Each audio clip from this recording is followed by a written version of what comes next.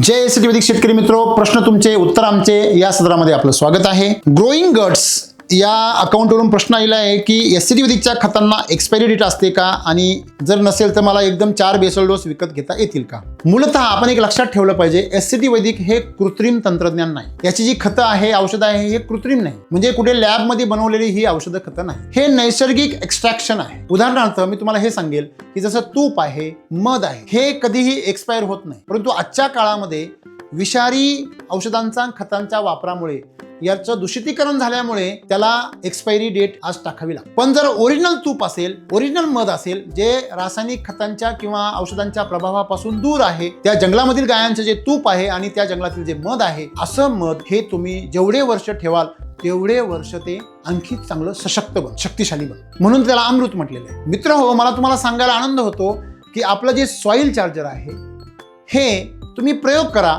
तुम्ही ते 2-3 वर्ष तसंच ठेवा, तुम्ही ते उन्हामध्ये ठेवा, ते उन्हामध्ये थंड राहत, किती पण कडक उन्हामध्ये ठेवा, ते थंड राहत। म्हणजे मला काय सांगायचंय की ते जेवढं जुनं होईल तेवढं त्याचं सोनं होतं। त्यामुळे आपल्या कुठल्याही प्रोडक्ट्सला एक्सपायरी नाही, फक्त कृषी अमृत जे आहे ते तुम्हाला 6 महिन्यापर्यंत वापरता येईल।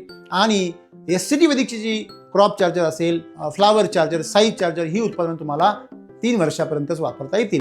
बाकी वैदिकच्या कुठल्याही उत्पादनांना एक्सपायरी लागू होत नाही, परंतु सरकारचा नियम असल्यामुळे आपण त्याच्यावरती छापलेली आहे।